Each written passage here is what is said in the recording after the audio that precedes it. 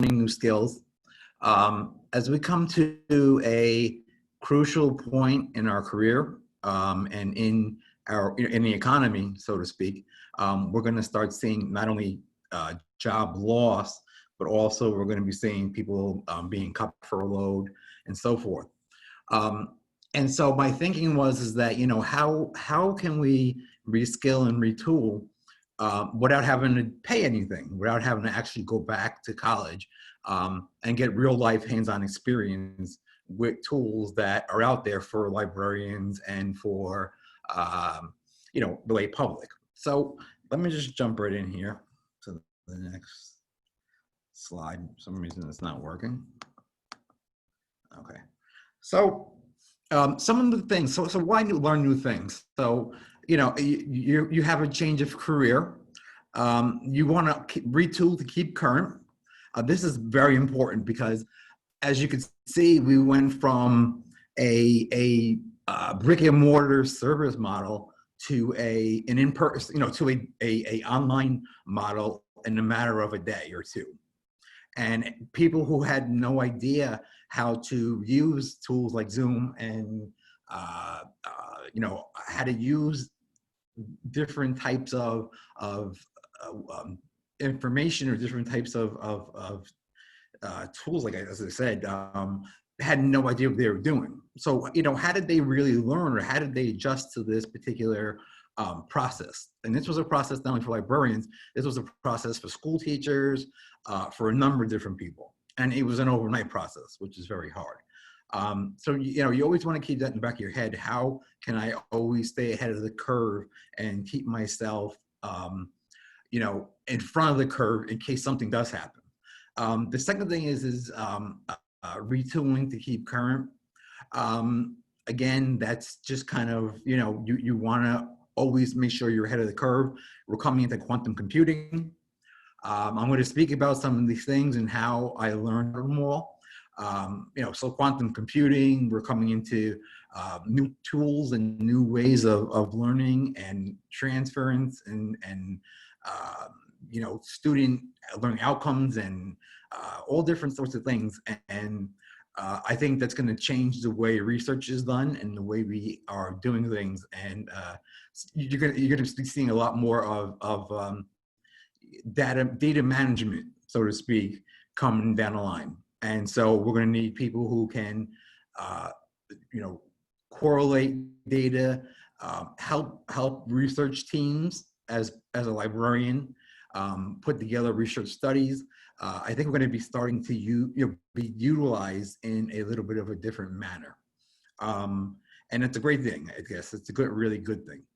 Promotions, I've taken courses, and we'll talk more about this on, managing libraries. How do you manage a library? How do you manage a budget? How do you manage people, interpersonal skills, dealing with disruptive patrons, dealing with new things that jump up, and also preparing yourself for the promotion. New technologies that disrupt the field, as I said, something like quantum computing. This is going to be a big thing. This is going to be a huge thing. I had heard Charlotte mention gaming. Some time ago, I had an opportunity to work with Columbia University on a tool called Betty's Brain, and it was artificial intelligence. It was AI. And so a lot of people do not understand AI, and it could be quite complex. It could be very complex. And with that in mind, you really want to get ahead of what this is. How does it work? What is it doing? What's behind it? What goes into it? Really kind of get yourself, get your hands wet in there. And then also, if you're interested in learning something new, something different, if you always wanted to go back and learn, something you never picked up, in college or whatever. And the last thing and the most important thing is really separating yourself from others to bring a unique brand to your own library or to your own institution. What I'm finding is more and more people are very segmented now in their particular field. So you have people who work as social research scientists or social research librarians. And then you have your education librarians. And you have all these different branches, and they're really becoming distinguished. You have the information in the medical field. And with all these different things going on, you really want to distinguish yourself from what is happening and where you ultimately want to be in, say, 3 years, 2 years, and so forth. So let me just move forward here. So let me just tell you a little bit about myself and what happened to me. So I got my bachelor's degree, I got my MLS, and after that, this is around 2009, I became an academic librarian. I had worked for about a year or so, and I was asked to become an instructor of critical inquiry. Okay. Now, I had no idea what critical inquiry was, nor did I have any idea what to do as an instructor. How do you teach students? How do you set up learning outcomes? How do you set up assessment pieces? How do you use Blackboard? How do you use these different tools that the college expects you to use? How to set up a syllabus? I mean, there's a lot of different things out there that you really need to know. And coming from just having an MLS and being thrown into the classroom was quite a wake up. So I basically used all the resources that I'm going to talk about to learn how to teach, to learn and understand instructional design, to learn and understand a lot of the digital tools that are out there, like Capterra. There's a lot of different tools that are being used, and what ADDIE is in the instructional design model and so forth. After that, I was asked to teach computer science. Okay. I had some background in computer science. Not a lot, but some. I had gone into the computer science department, and I basically taught myself computer science. And how I did that was through watching these videos that are free as well. Ultimately, I learned computer science from the ground up by watching free videos. Okay, and I went all the way from Boolean algebra to tensor calculus, straight through to networking and how networks work and everything in between. The next thing I got into teaching was cybersecurity. By this point, I already had my second master's degree in computer science and cybersecurity, so I was a bit more prepared for what I was doing. But things change in the computer science field overnight. Okay, it just happens very rapidly. But there are so many different variants, as I was saying. So medical librarian, you need to really know how to use PubMed. How do you learn how to use PubMed? Okay. There are tools and there are free websites out there that will show you how to use PubMed, how to use Ovid, how to use these different tools that they're using in the medical field. So you ultimately can place yourself as a medical librarian and join a couple of different groups like the MLA, the Medical Library Association, and become a medical librarian. You can really dig out and kind of methodize your own path on where you want to go. So if you're working now as an acquisitions librarian and you want to become an IT librarian, you can ultimately do that. A lot of people feel like they're pigeonholed into their job and that they're really not moving in the place that they want to go. And with that being said, you can actually get out there, take courses from very good schools, from Harvard University, MIT, a number of different schools, and basically re-up your skills so that you become an IT librarian. I'm an IT librarian. I'm a database administrator. I was a library director, an instructional designer.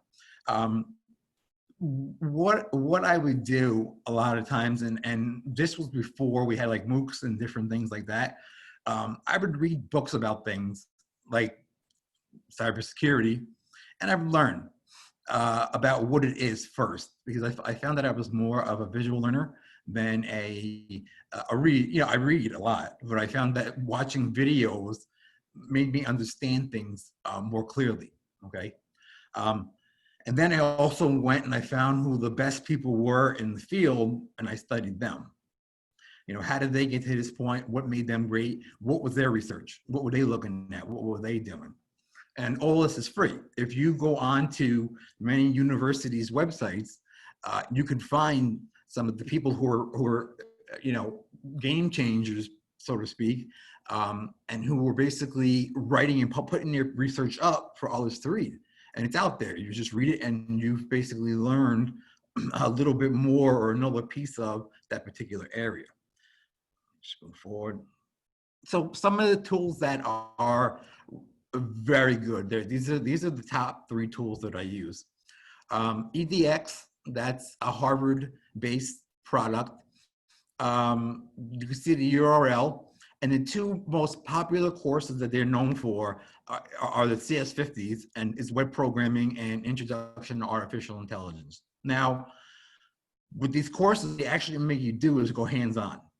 Okay, it's not a course where you're just going to sit there and you're going to just listen for you know, an hour lecture and it's over with.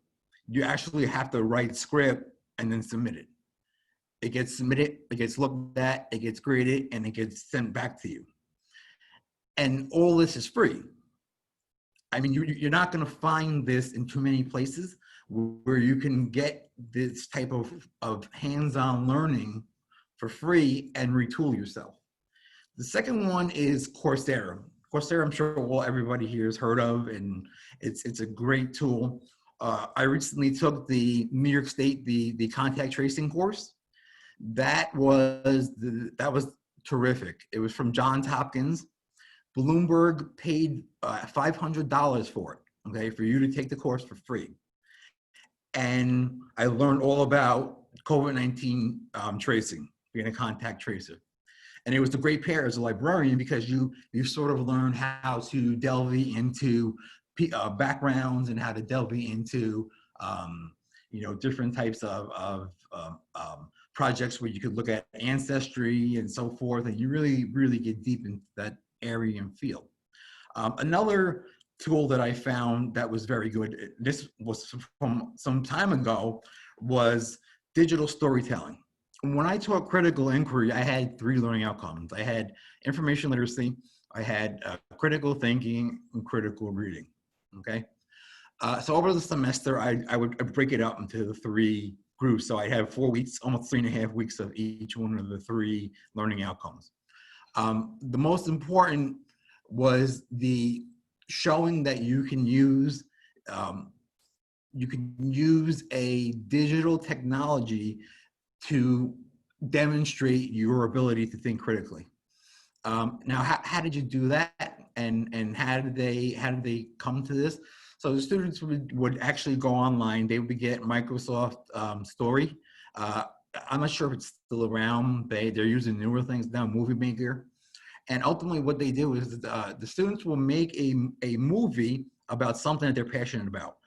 They'll have to do research about it, come up with 3 or 4 particular research articles, talk about them, because they're doing voiceover and pictures and everything in this particular digital story. And then at the end, they have to cite them and they have to show, you know, that they were able to put them in a particular format. And where I learned this was from Coursera.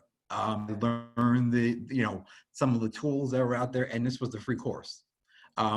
You know, these are really great tools to have. Another one is Udemy. Instructional design is very difficult, especially when you know nothing about it. And that was my problem. I knew nothing about any of these fields. And so I had to figure out a way to learn them. So I basically just jumped right in. I said, you know what? I need to know how to do instructional design. I need to learn about digital libraries. I need to learn about, you know, managing archives. I've learned so many different things from these 3 online tools that actually have taken my career to the next step, believe it or not. It took me from being a generalist librarian to a librarian who has a deep wealth of knowledge in information technology and a number of different areas. So I could step into a classroom and I could teach 6, 7, different topics if I really drill down on that. So those are the three that I would really pay attention to. And all the classes in there are free. If you run into a class in Coursera that is not free, you can ask them, can they possibly give you a waiver?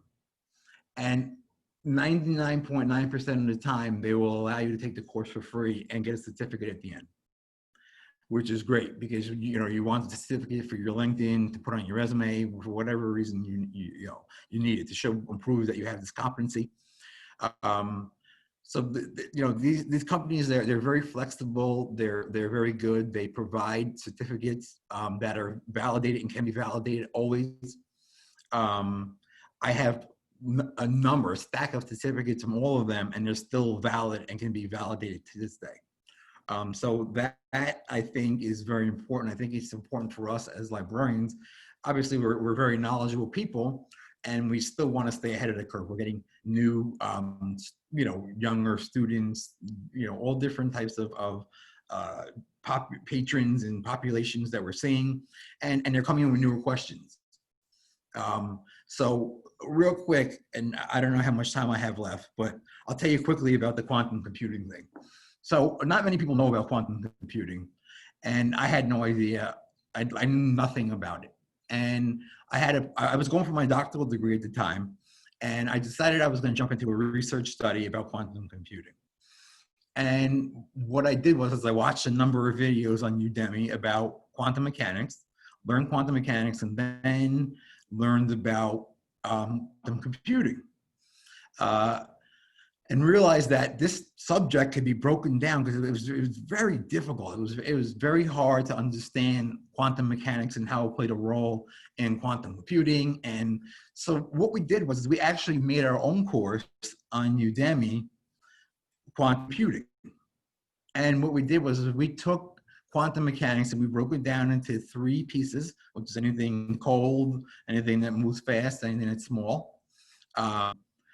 And that's how we explained it. And I think that students, we had over 20,000 hits on this video easily in the first couple of days, and a tremendous amount of feedback because we figured out ways to overhaul this whole idea of a very complex idea and make it a topic that everybody could understand. So not only can we take these websites and learn from them, we could also contribute to them as well. And I think that this is something we should be doing as librarians.